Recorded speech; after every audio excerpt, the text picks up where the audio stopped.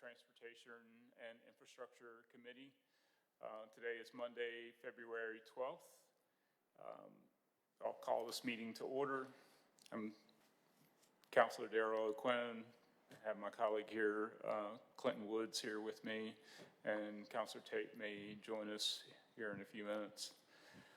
First item on the agenda there is approval of the minutes from the January 8th committee meeting.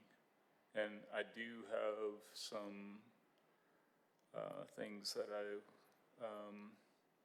wanted to point out. On page 1 of the minutes, under the Attain Grant Resolution, we need to correct the APRA to ARPA. So ARPA, and then under the Amtrak item number 5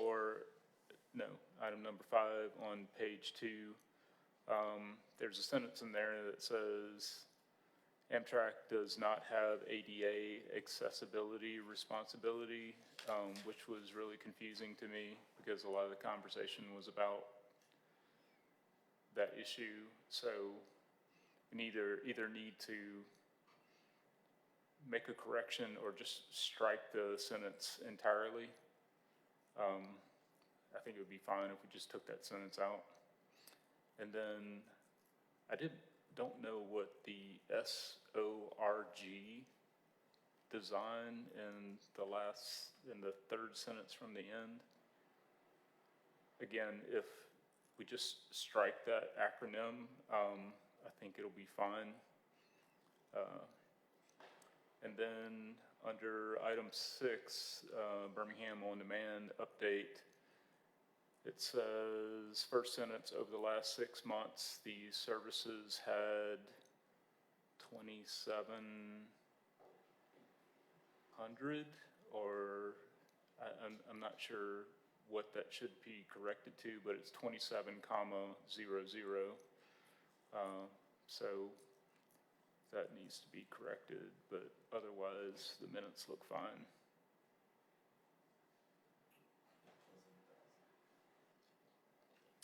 Yeah, 27,000 over the last 6 months, that would make sense. No, it says it's got to be per week.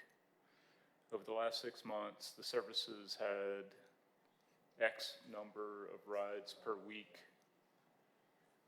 So just need to figure out what that number is.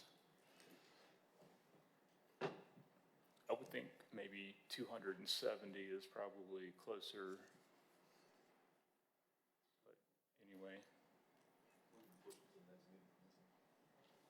You want to just defer? Okay, all right. So motion to delay approval of the minutes to the next meeting, and so we'll do that. Next item on the agenda, the application from Transport One is being withdrawn. That has already been approved, actually. So we've seen that one before already. Next up, we have item number 4, new applicant Walker Transportation LLC. I'm told Eric Walker is not here, but Sergeant Knight. Yes, Mr. Chairperson.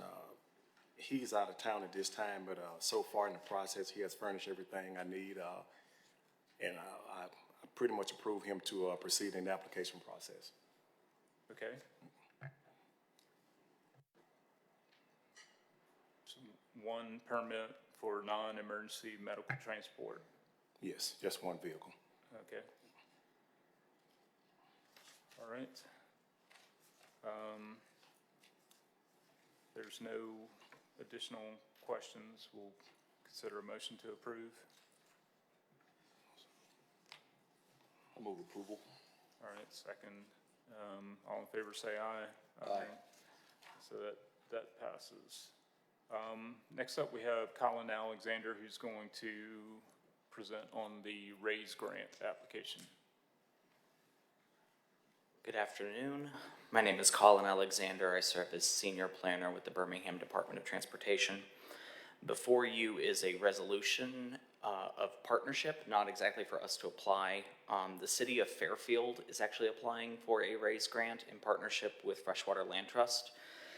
This is to accomplish the Corridor D portion of Freshwater Land Trust's priority network, the 36-mile loop around the Birmingham, Fairfield, Mountain Brook, and Homewood.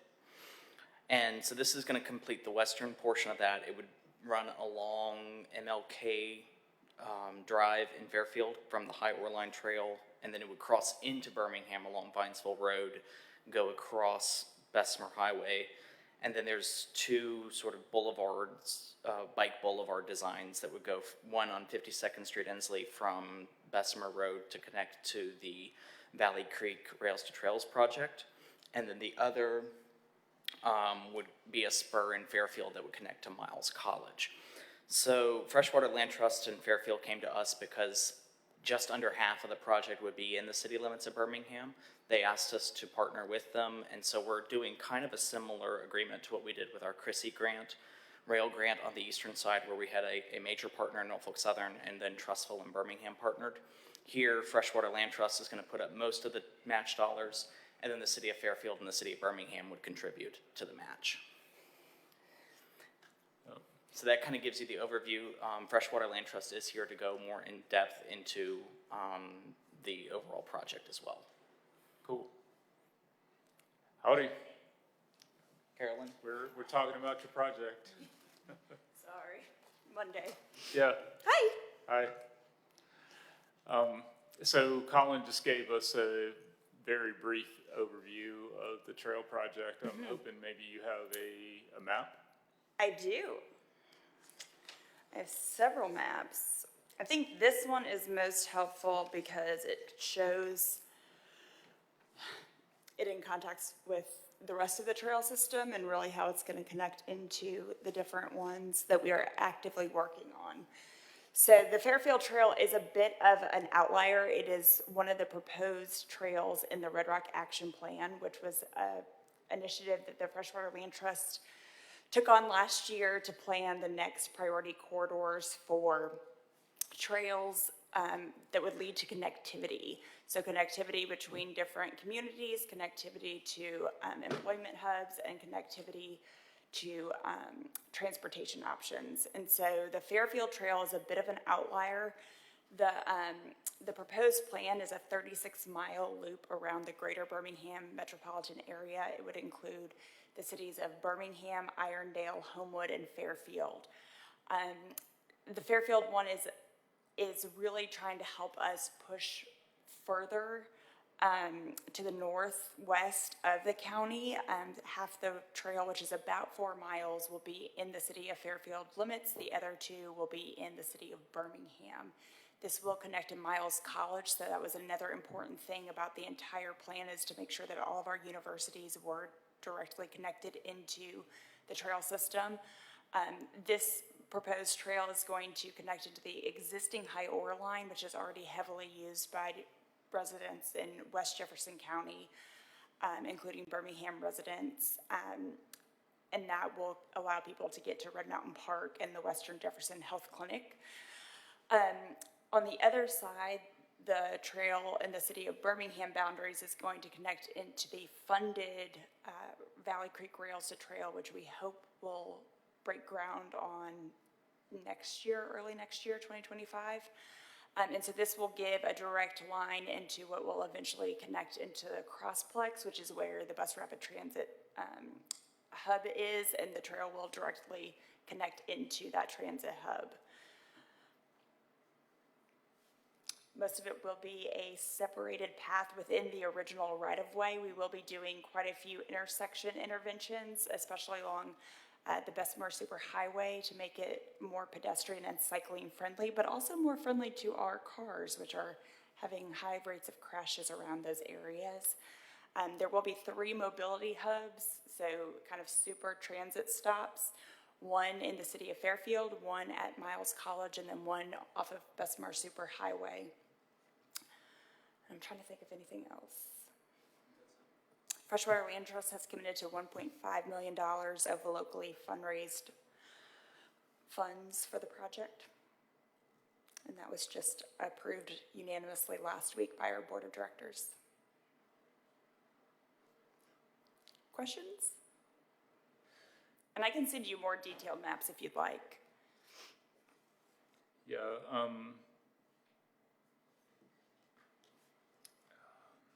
so the total ask is 5 million? Is that right? Oh, no, those are for Freshwater Land Trust fundraising. So we are fundraising as part of a big initiative for the west side of Birmingham, so we will be raising close to 5 million. Y'all's ask is, for this trail, 500,000. Right, and Fairfield would also be contributing 500,000? Okay, The total project cost is 13.7 million. sweet.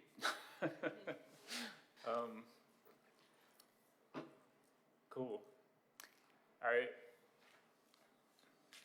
kind of wish you guys were further along in the process and had some, like, you know, some renderings and stuff, but anyway. We did do a 10% design on it, which really is just a few key intersections. They looked in depth at that, but unfortunately we do not have renderings. Yeah, They will for our big fundraising campaign. so unlike the Valley Creek project, it sounds like this is going to be more on-street connector. Yes, it Okay. is predominantly. There will just be a few segments that are not. Okay, and did I hear you say protected bike lane or protected from vehicular traffic in any way? Yes, it'll be a separated bike lane. I don't know what the actual separation mechanism will be at this point, but there will be like an actual, much like we're talking about within the Civil Rights District, that RAISE grant, it'll be a very similar concept of within the right-of-way, but taking away lanes and reimagining that for pedestrian and cycling infrastructure. Okay, There are a couple places that it'll move on to like a sidewalk and look more like that traditional off-road path, but most of it's within the right-of-way or right next to the right-of-way. so is the portion that's going to be in the city of Birmingham, is that in Pro Tem Alexander's district, District 7? It's mostly in District 8. Eight, There's okay. I think there's a little tiny portion that starts getting Yeah. into 7. It's in the mostly in the Bellevue Vaccine Center department. Yes. Okay, And we have started discussions with them as well. We have been mostly working with them on the Valley Creek Rail to Trail project, but we've now started incorporating this into our discussions as well. okay. It should be exciting if we get it. And is it, I would expect it's planned to, you know, it's not necessarily going to be a bike trail or a bike lane. It's going to be, you know, multi-use path is probably the intention. Yes, for the most part. I think once we get into design, we'll have to determine whether or not that's feasible. I think that would be Freshwater Land Trust's preference, but I think there is some areas that are the cycle track model that we'll be using. Okay. Just out of curiosity, what are the dashed blue, oh, here it is. The thumb was, the legend was underneath my thumb. Okay, previously planned trails. And then the solid lines are existing trails. Okay, got it. I'm sure Colin mentioned this, but Miles College is also a project partner, as well as City of Fairfield, BJCTA, and we hope to have Jefferson County as well to help with some administrative oversight. Obviously, Freshwater Land Trust will be doing a lot of the heavy lifting with City of Fairfield, but because they just have a little less exposure to these types of grants, we're trying to bring in some other people for oversight. So is it actually gonna come in physical contact with the Miles College campus? It will. Okay, because Miles College is kind of buried in a neighborhood, It is, yeah. yeah. And a lot of those students are reliant on public transportation, and if you've tried to park over there, it's a nightmare. So we're trying to help streamline for their campus. It'll also connect into some of their campus improvements that they hope to do over the next couple of years, including a nature park with trails in their second campus. So all of that's kind of working together. Awesome. Yeah. All right. Council Woods? Thank you, Mr. President. I wanted to ask, make sure I'm clear on, do we know what the actual ask amount will be for the From the federal government or from you guys? federal government? It'll be 13.7. Okay. And really what's elevating that cost is, number one, just the associated fees that it takes to have a federal grant to administer that. But again, we're putting in a lot of oversight to make sure that the city of Fairfield is able to complete the project as needed. Okay. All right, just another high-level question. One, I assume, our participation just in providing some funds will be registered just as a totality of the project submission. I guess asking for feedback on whether or not actually being a part of the application process is beneficial, or can you only have one You can only have partnered one on? applicant, but pending your guys' approval and any other committee approval, we would be asking for a resolution from the city council as a whole saying that we would be able to, because part of it is on your right-of-way, that you guys are willing participants and will allow us to do that project. Yeah. So to answer your question a little, I think it's very similar to our Chrissy grant on the east side. So in that grant, Birmingham is the recipient of the award. However, the city of Trustful is involved in a lot of the meetings and kind of figuring out how, especially on their end, the project is going to be delivered. So we have been actively involved in this application process with the city of Fairfield and Freshwater Land Trust. We've been at the table in terms of planning out how this works. We're asking for the contributing funds, and then once awarded, we'd be at the table, but we would not be the recipient of the award, if that makes any sense.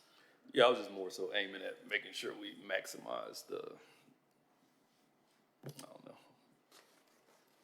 made our application look as Absolutely, no, possible. So I didn't know and if, that's part of why, I think they're asking for us to participate, because the cross-jurisdiction applications have been very successful here recently. Right, okay, yeah. That's also another reason why we want to make sure those other agencies are involved, including the BJCTA and Jefferson County and Miles College, because it does make the application look better. Okay. And y'all have been doing a wonderful job. Here we go. All right. So our urban trail project was, we were awarded that last year, right? Okay, Yes. so, kudos to you guys for trying to get back-to-back raise, awards. Yeah, it's ambitious. Yeah. We'll see what happens. Well, okay, so help me understand why the urban trail project is closer to 30 million and this project is, half that amount. Well, number one, the scale of it, with 16th Street being such a historical site, there will be other considerations that have to go into that. And I think that's really what is driving up the cost is. Significant amount more streetscape type And work. making sure that we're abiding by restoration techniques and making sure that what we're doing is not changing the character too much. So it'll have to have a lot more intervention. And it will probably be a lot more challenging design-wise to make sure that we're able to create a modern facility while still maintaining the character of the historic site. It just is a different challenge. And we also have a lot of extras in that one, so mobility hubs and different things like transit islands to try to help with the intersection of the pedestrians, cyclists, and transit users, so making sure that everybody has a safe spot. That's not really, we are not doing as many frills with the city of Fairfield just because we don't have the same capacity that you guys do to be able to bring those extras to light. So we really wanted to just focus on the trail as much as we could. We're trying to set ourselves up for success. And to your point, it is a very competitive grant. The city of Birmingham has been receiving a lot of funds lately, so we aren't sure how competitive we will be during this cycle, although we think it's a really good application. If we do not get it this year, we do plan to resubmit for different grant opportunities, and we've already worked with the consultant who's helping us with this grant application to be able to reuse it in future applications as well. Yeah. Well, just knowing that the, direction of how the funding has been prioritized and, the emphasis on Justice 40, if Fairfield were to get this would be monumental for them, for sure. It checks most of the Biden administration's boxes. I think it will be a very competitive project. Yeah, I mean, in the connection to the Western area health center and Miles College, you're checking a lot of boxes there for sure. Yeah. Yeah. All right, awesome. Council Woods, Move approval? all right, second. All in favor say aye. Aye. Aye. So that passes and. Okay. It's on council tomorrow. Right, Well, we'll see you tomorrow for that. Thanks, guys. okay. Look forward to some renderings when you guys get further along. Thanks. All right, next item is, Colin, you're back up with 280 improvements. Yes, so there's been a lot of publicity about this project in the news recently, but AlDOT is about to start a widening project for US 280 from, I believe it's from the Perimeter Parkway all the way to Lake Shore. So that project's going to get under construction here later this year. As part of that, we had a request from the summit to look at possibilities to improve access into the summit. And so we have worked out a partnership agreement that is before you between us and AlDOT, in which the city is going to contribute, I think it's $650,000 is the estimate, though we would be responsible for whatever the final cost would be, to add an additional right turn lane into the summit coming off of 459 to help access into the shopping center. That funding is going to come from our gas tax allotment in the next fiscal year. So it will work time-wise. We have everything lined up. So this is just looking for your committee approval and then for council approval to move forward. So, as I understand it, this would be an additional lane that's on the west side? Yes, the west side of the road, going northbound into the city, so coming off of The east side, 459. on the summit side of 280, right? Yes, sorry, east side, yes. Summit side of 280 on the northbound direction. Right. And so this is just adding it to the scope of the AlDOT project. So once we get this to them, then they'll be able to let the full widening project, including this, which we will be contributing the funds to. Right, because AlDOT is also talking about adding additional lanes between the summit back into, up to like Lake Shore, I believe. That's exactly right. So that's what the project is that they're already widening 280. That project is getting ready to let next month. And so this agreement would add this to their project, but we would be funding this part of the project. Yeah. So having 4 lanes of traffic is totally going to solve all the congestion issues. No comment.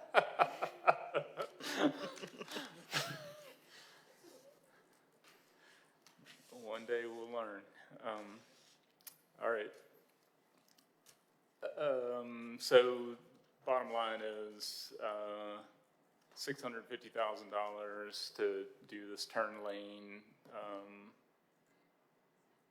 So Aldot's not, that's the project for us. That's the project for Aldot's us. not contributing any funds. to No, this additional- Aldot is doing the rest of the project, and so in Right. order to add this to the project, we are providing the funds for that. Okay, got it.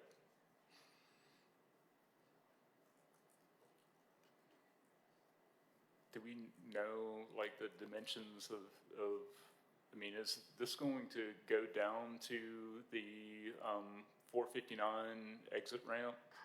Is it, I would have to defer that to the region engineer for Aldot to know exactly the specifics of how they want to fit that in. But the general geography is from the I-459 exit ramp into the summit. right, yeah. It gets, yeah, it's kind of funky right there. It definitely is a bottleneck in the northbound direction. I was just curious, you know, like the cost per linear foot. That's something they're still, like I said, they're going to bid in March, so we'll know the actual cost at that point. This is the estimated cost based on the preliminary evaluation. Did I read correctly that, I think I may have seen maybe here that there's also would be some improvements to Summit Boulevard, you know, some of the, I don't know, maybe That I'm just imagining. I'm not aware of. So if there is, it would be either an Aldot or a Summit project, but that's not something I'm privy to from our department. Oh, no, it says here, reconstructing the existing traffic signal and improving Summit Boulevard by reconfiguring, resurfacing, and striping. And that's probably incidental to, if you're adding a turn lane, how does it fit into Summit Boulevard? Right. But that's not actually like improving Summit Boulevard necessarily, just configuring the new lane. Okay.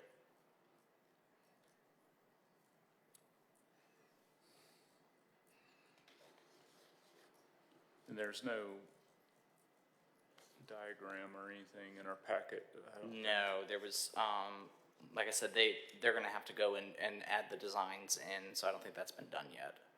Okay, And I can request that we get design schematics from the region engineer and share that to you. yeah, that would be helpful. Okay. You know, just for us to understand the project a little bit better.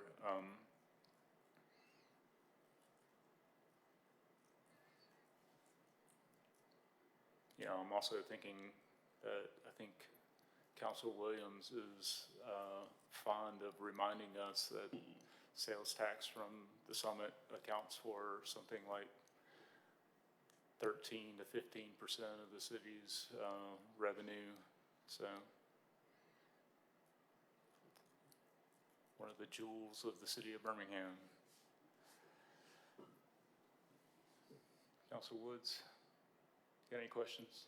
Yeah, I mean, I guess we're trying to get an understanding of the full scope of the project outside of just our piece. 'Cause I guess it sounds like it's almost like a lane just for cars to kind of queue up while they wait to turn in.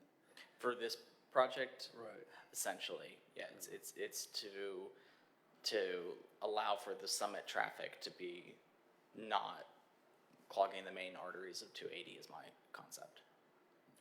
So I guess the current turn lane and this new turn lane will be the only two lanes where you can turn in. And that third lane will just be, Again, I haven't seen the final design schematics, and I'll make sure that I request those be shared with us so I can share it with you guys, but, that's as far as I know. Yeah, just. I mean, it's, I could see how it would help somewhat, but I think Aldot's gonna have to widen the bridge over 459, to really, you know, solve the pinch point issue there. I mean, it's, Yeah, Because- if that lane, if that first turn lane now just was continual flow, and then the current turn lane and the new turn lane were the only lanes you could turn from, then you kind of keep 3 lanes of continual flow, but we don't, I'm just guessing, I don't know if that's Yeah. what they're doing. But they want the money now, they want the money right now. right. Yeah, Well, they need the agreement in place before they can let the project, so. yeah. Alrighty. When is this on track to go to, I didn't, is this next week? No, this is on council for tomorrow. Is it tomorrow? Let's see this one. Yeah, both of these items are on tomorrow's agenda. Will you have a map tomorrow? No? Probably not, but I can send a lady email and see what I Sketch get. something up? Yeah, I mean, we're not engineers, so we don't Right. need like, you know, scale diagrams. I would like and- to see the grading. Some elevations and stuff. Just a map with a red line. Yeah, I'd like to- A little more sophisticated than that. But, okay, Yeah, I mean, I'm good moving this out of committee. Sure. all right. Alright, I'll move. Second, so all in favor say aye. Aye. Thank you. So that passes. All right, I don't know if we've ever gotten a thank you from Colin. Colin, while you're staying, well, you were, Yeah. just sat down. I was gonna Go through those, just try and be efficient go and, through those updates really quick.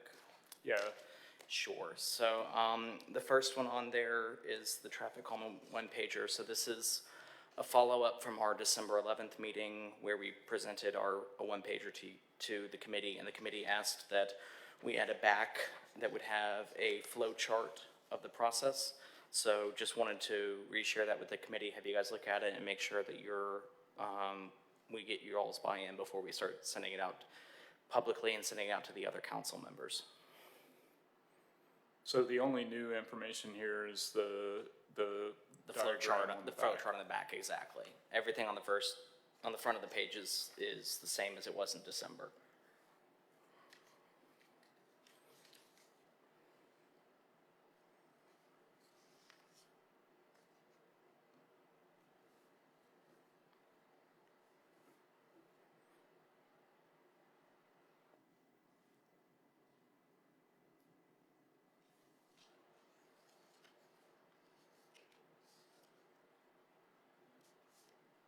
Yeah. Gets a little wonky towards the bottom of it, but appreciate you taking the committee's feedback and implement. I think this gives residents a pretty clear understanding of the process. Okay. Well, if you guys are comfortable with that, we'll move forward with sharing that with all the counselors, so that way they have that to share with residents going forward, just to kind of help get an overview of the traffic calming process. So I appreciate the mention of time frame there at the bottom. Yeah. Can you, I mean, just for our purposes, what is a typical time frame for a request? I mean, I know we don't have like years of experience doing this. Yeah, I hesitate even giving a timeframe like that. I think we're still early in the process. We're still standing up the process. It's one of our most popular programs right now. We have over 400 cases that are open now, up from the 150 that we had only 2.5 years ago. I think we're not in a place that we could even give a hypothetical Okay. here. I just hesitate doing that. I'll So- say. But, I mean, I think what we hope to convey is that we do take these seriously. We do go through a process, and we do try to move them as quickly as we can in terms of staff availability, installation availability, funding, those kind of things. And we try to move through. We are getting to where we're trying to do 3 installations a month on average, that is higher in the winter when we're not, when our crews aren't striping. It's less in the summer where we may only get one a month. But, so, hopefully, I mean, it's gonna take a couple of years for us to get through this process. Yeah. So, I've mentioned this before, but I'll ask again. Is there a conversation in VDOT, relative to the department's fiscal year 2025, budget? And, you know, is there a conversation around seeking some additional resources to help continue building out a more robust traffic calming program? It's part of our conversations that we're having as we're getting into budget cycle. Okay, I'll leave it at that for now. yeah, all right. Mr. President, Yes, sir. I would just like to hit that as well, and go a step further and say, I would like to see something included in y'all's request, Okay. at least, kind of outline it, because that's based on, my, I guess, District 1 experience, but I'll say about like 18 to 24 months is where we're, hitting on most of these, cushions, and even if we could get another 3 a month done by, a private contractor and get up to 6, I think that Okay. keeps us on, because I think that if we can stay around the 18-month mark, I think you got a good process, but with, the more we put out, the more people see them, the more people want them, more requests you get. Sure. So you're gonna need to. I'll duly noted, and I'll take that to Director Fowler as we continue to plan out our budget presentation for this year. The Transportation Committee supports you. Are you ready Yep. to move? Okay, so the next update, really quick, I know that earlier in the fall and winter, there was concerns about the condition of the ATN railroads crossings. And out of that, we developed a partnership to include 4 railroad crossings over the ATN in partnership as part of our paving package. Since that agreement, the ATN, I know you mentioned, they won a Chrissy Award this year up in Gunnersville, but they had also won a Chrissy Award a couple years ago in Ragland, and the geographic bounds of that had extended into Birmingham. So they have actually gone back to the FRA, and they are adding Chrissy funds to redo the vast majority of crossings in Birmingham for the ATN Railroad, in addition to the 4. So the new funds in this grant from the ATN will improve and repair the crossings at Dublin Avenue, Antwerp Avenue, 58th Street, 56th Street, 50th Street, 48th Street, 43rd Street, 42nd Street, 41st Street, 39th Street, 35th Street by Ghost Train, 34th Street, and 1st Avenue South. So it leaves out on their Amazing. network, it leaves out one small crossing on, I think it's Main Street out in District 2, and then the interchange with Norfolk Southern, the 32nd Street and up near Sloss. That one's going to be a more complicated project because it's going to require coordination with Norfolk Southern, because they'll have to shut down the Norfolk Southern line for the construction period. So we're in talks with them to figure out how we can address that one, but the vast majority of the corridor is going to be fixed within either this year or next year, depending on construction schedule. So they're taking a portion of that Chrissy grant, I think they called it something like ties. Yes. I think it was like $30+ million. They're taking a portion of that and saying, we're gonna fix these crossings. That's correct. Amazing. So that was the update I wanted to give on the ATN. And then the final one, I know you asked about 41st Street South streetscape project. So the update I can give on that is we're at 95% plans done, going through final backtrack review with ALDOT. We are working on finalizing and executing utility agreements. We've got 3 of our 5 temporary construction easements already executed. We've got 2 more we're working on. Originally, the let date was supposed to be March of this year. That we're not going to make that, so we have an extension with ALDOT to go with a new current letting date of March of 2025. However, if we can get these things done before that, we'll move that date back. So that's the time frame we have right now. Wow. when we do the groundbreaking on that project in 2025, we're gonna get a banner and say, this is the 10-year anniversary of The application. of the receiving the initial funding for the project. Yeah, we've got a number of projects like that that were delayed with funding gaps that we had to address, and we're now back rolling and getting those projects done, so. All right. Thank you for the update. I wish that I could, be more exuberant in my hopefulness in receiving this information. This particular project and many others have, gotten kind of kicked down the road. Right.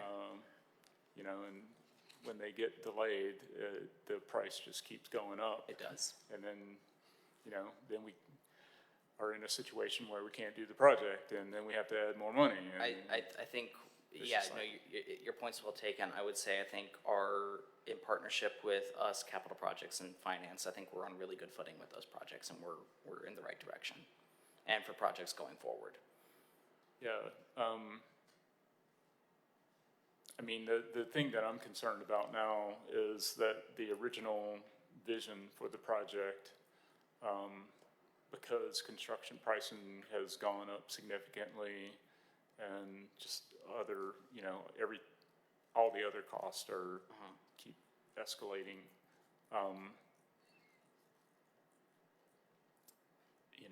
Also what happens is when these projects get to the implementation phase, the costs are significantly higher, so you have to start pulling stuff out. Right. I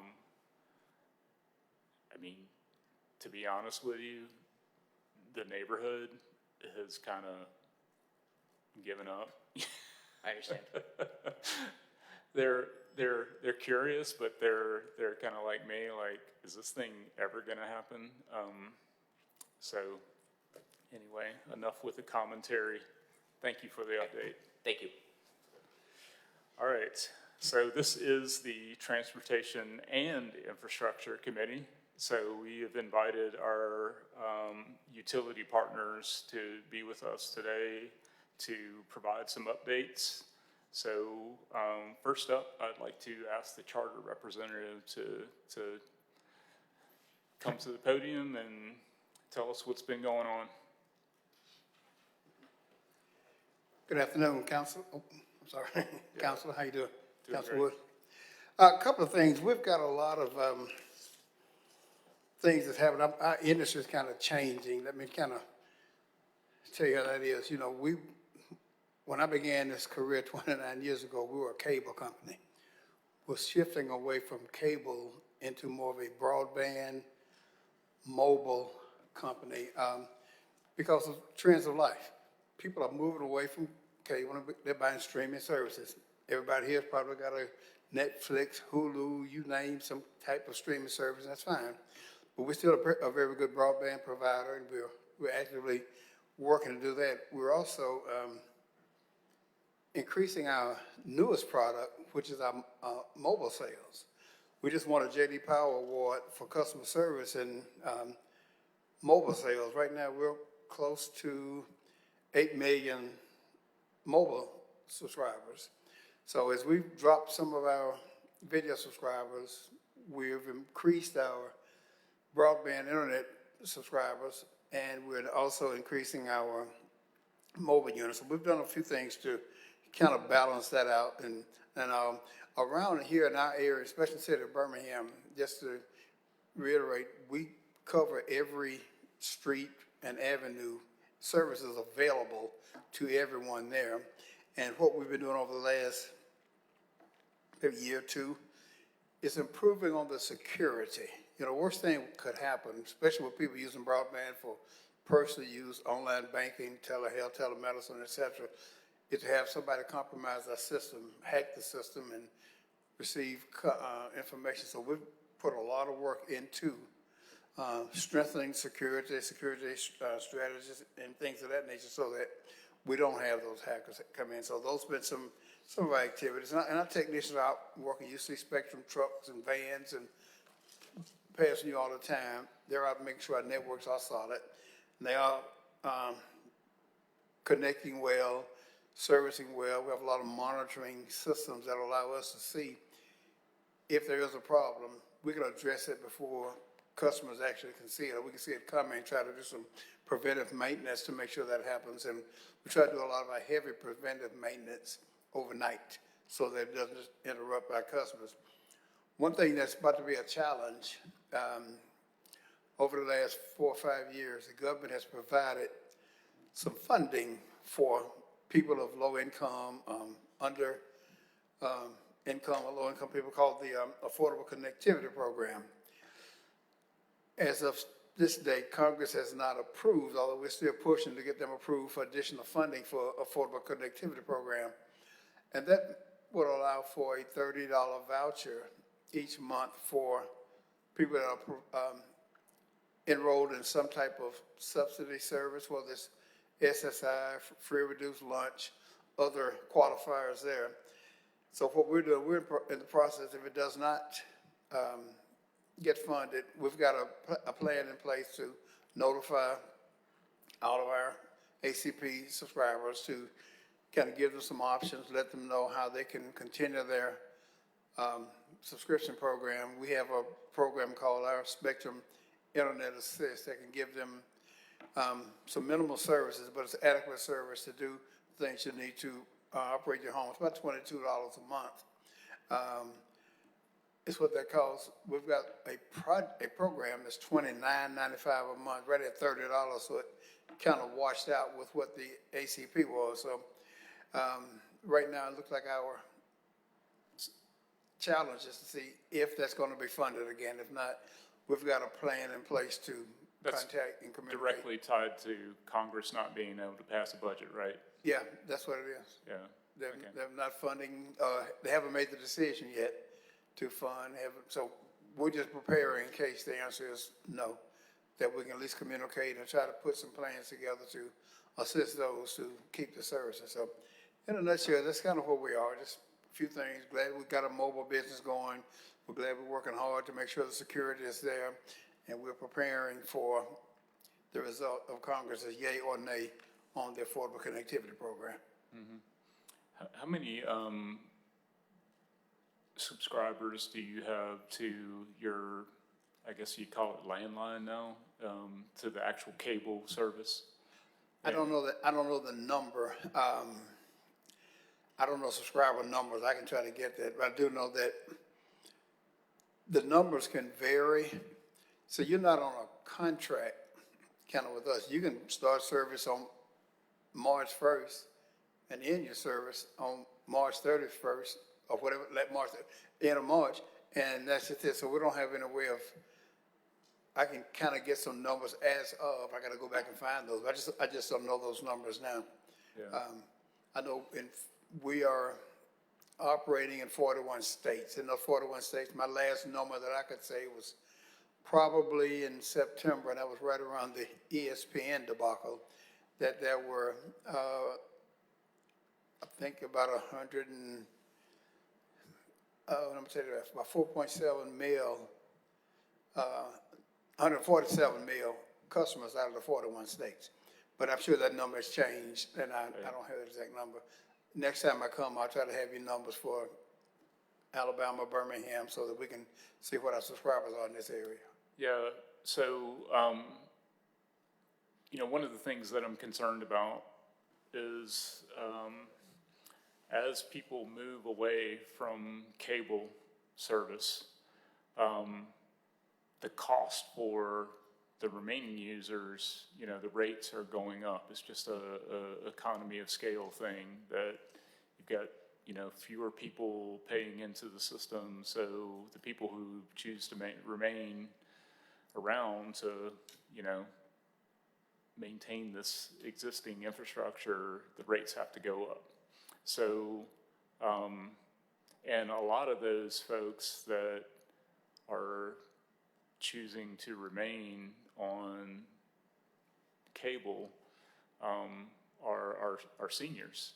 These are folks who have had cable since cable What's cable? was invented, yeah. So, they may have been Charter customers since, you know, the 1980s. Right. I'm concerned, you know, that, and, you know, let me just say this.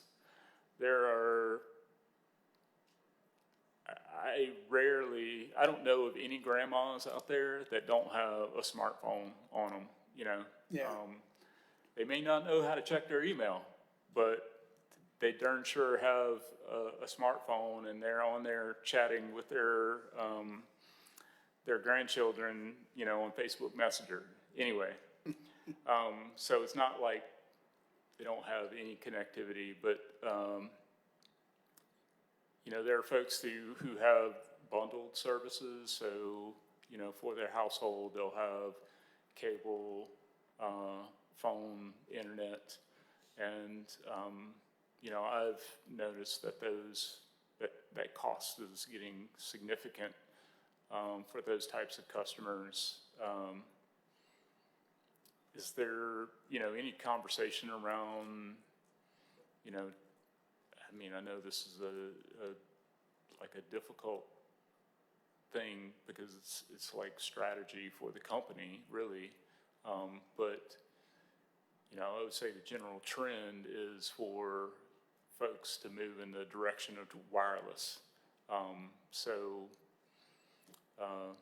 You know, is Charter thinking about, you know, how that transition happens over the next, you know, 10 to 20 years?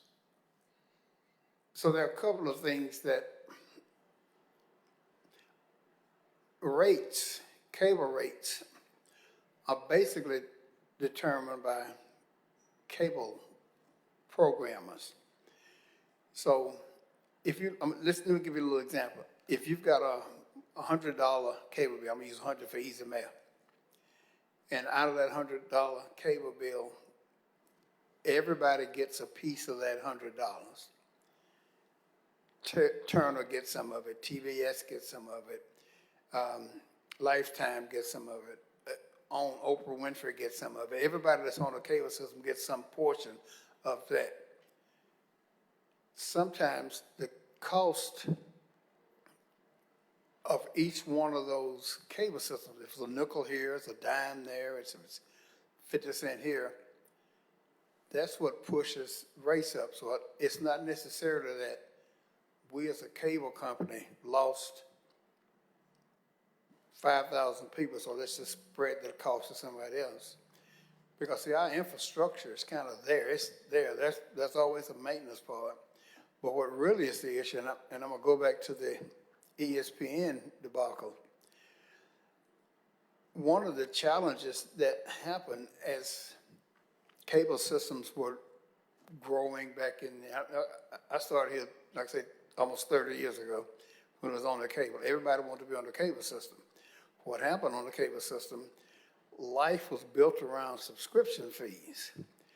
So as ESPN and Disney and ABC all grew, they had more and more product to demand more and more subscription fees. So out of that $100 I was talking about, ESPN and Disney got almost $12 of that. That one organization got almost 12 out of that 100. You know, Turner might be getting 75 cents, TBS might be getting 95 cents, but ABC Disney because they had so many products. So a lot of the negotiations, like what ESPN during that time, kind of put a halt on those escalating rates from the programmers. So back to what you're saying, there may be some release coming in future negotiations with cable programmers. Because I think the trend has been set by us taking a hard stance with ESPN, and I'll try to keep you posted on that. So to answer that question, that was looked at about 7 months ago. We can't keep pushing these exorbitant costs to consumers. So that break on ESPN has started, that conversation has started, and some decisions have been made that are leading in that direction. So the initial part of your question, yes, conversation started. As they move on and other programmers are negotiating their renewal, then I'll try to bring you more detail on that. But those conversations have started, and they began before that ESPN debacle, but ESPN was the brakes. All right, let's put the brakes on right here. Right. Okay. Thanks. Council Woods? All right, Yeah. All right. all right. Well, listen, I appreciate your time, and we look So, forward. so the ACP voucher, that, you know, there won't be any vouchers available until Congress. So there are still some, I think probably through April, these vouchers are probably still good.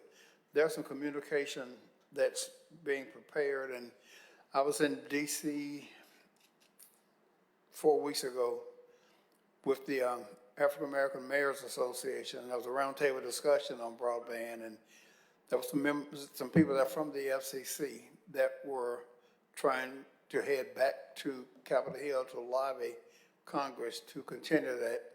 There's a lot of write-ins happening from across the country from various organizations. So there's a lot of push toward continuing that, and prayerfully that will happen. But if not, just want to let you know that we are preparing some communication out and some alternatives to help in that process for those people that were using those services. Yeah, please let us know how we can help in that regard. It's a really important program for the city of Birmingham in particular, you know, just given our socioeconomic demographics. Yeah. There's a large percentage of our population that, you know, this this does benefit and can benefit. So please let us know how we can help, you know, participate in urging Congress to continue funding the program. I'll be glad to do that.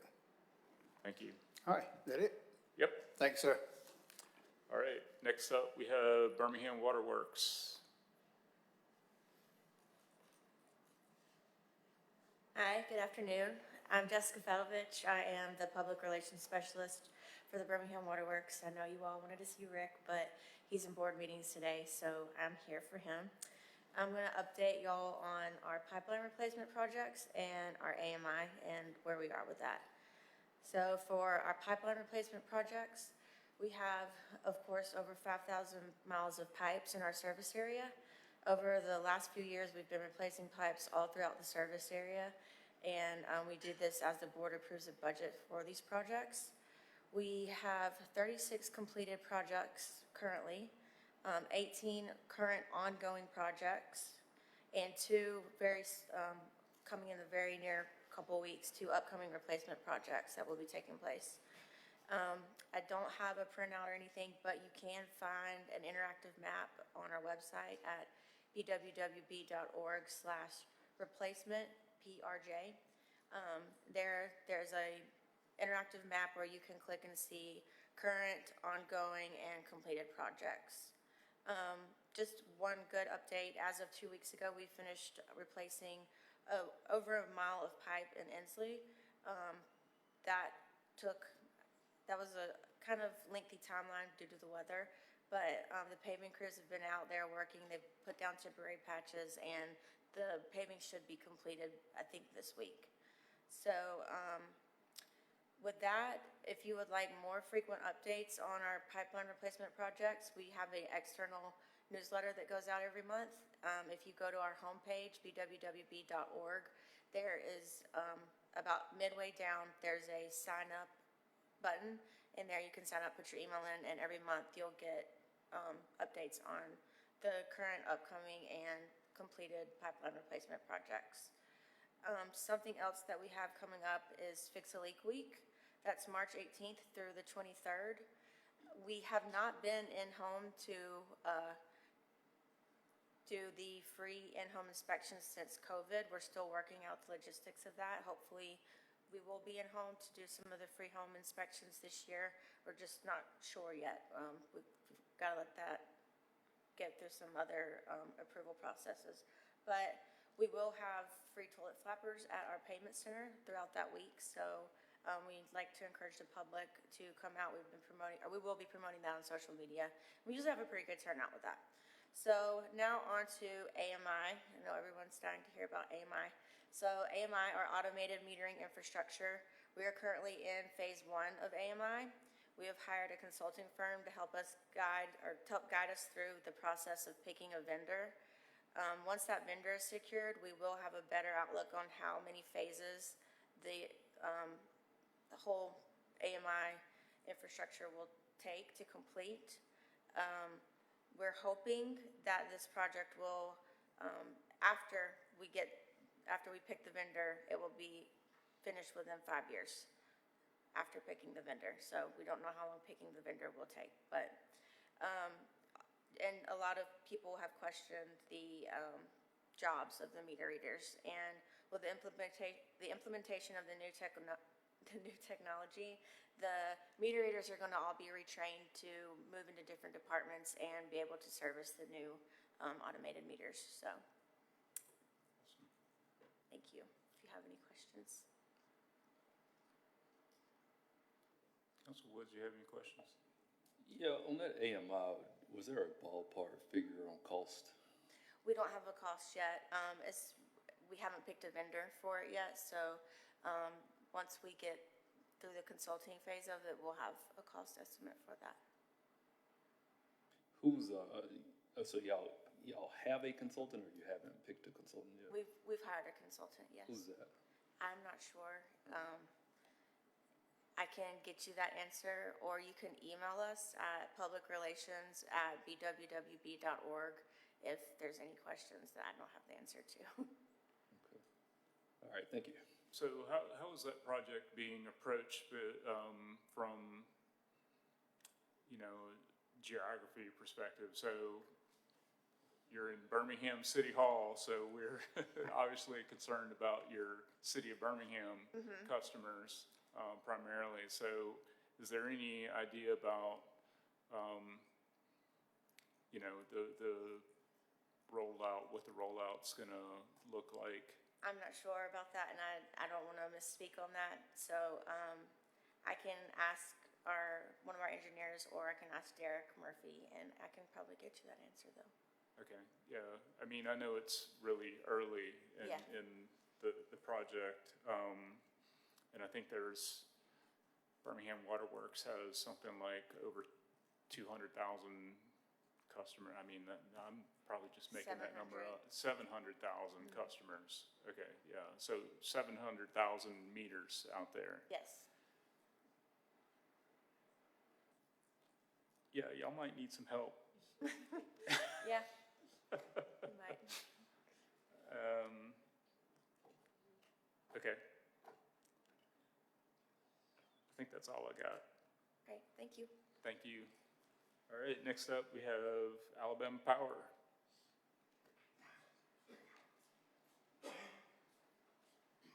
Good afternoon, councilors. Howdy. Kimberly Jackson, Alabama Power Company. I'm a community relations manager in our Birmingham division. I don't have any specific project updates, but just wanted to make a few brief comments. As you may have seen in the news, last month we had some customer complaints regarding high bills, and we estimated usage being 25% greater January 2024 as compared to January 2023 due to the extreme cold weather conditions. In turn, that created higher than usual bills for a lot of customers. As a company, we have decided to have a moratorium on any disconnects until March 15th of this year. Also, if customers have any issues paying their bills, they can contact our customer service line or visit any of our business offices to try to make payment arrangements. And lastly, payment assistance funds have been deployed to 5 community action agencies across the state. So there are resources available to certain customers if they have issues, even on making a bill payment arrangement to help support paying their bills. So that's all I have. Any questions? Yeah, so the moratorium on disconnects, you said that's in effect until what? March 15th. March 15th, okay. And, I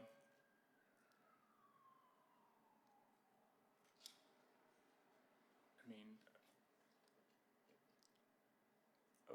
are you guys, working with these customers in terms of, I mean, I know that I've benefited, my household has benefited a lot from the levelized billing. Just being able to budget a little bit more Yes. reliably, versus, having a very low bill in a month, say like March or April, and then, in August, it's 5, 6, 7 times higher. Yeah, that's been something that's been very helpful. Yes, those programs are available to customers, but they have to contact us for us to help talk through that and again, make whatever payment arrangements necessary or bill arrangements necessary. Okay. All right. Do you guys have any additional infrastructure projects in the works in the region? Not as of today, but I'm imagining there will be more that we will have to bring before you before the year's out. Nothing specifically today. Okay, good to hear. All right. Any questions? Thank you. All right, thanks. All right, thank you. Appreciate it. Do we have any additional utilities here? Mr. Davis, I see you out there from Birmingham Parking Authority. Thank you for being with us, always. Looking forward to the rollout of that strategic plan here in how many weeks out are we? Probably about 4. Okay, awesome. All right, so just for the record, for the folks who couldn't hear him, that may be watching on the internet, 4 weeks anticipated approximately for the release of the Birmingham Parking Authority's strategic plan that they've been working on for the last several months. Okay. Any new or old business we need to discuss? Councilor Woods? All right. Motion to adjourn? All right. All in favor say aye. Aye. Meeting adjourned. Thank you.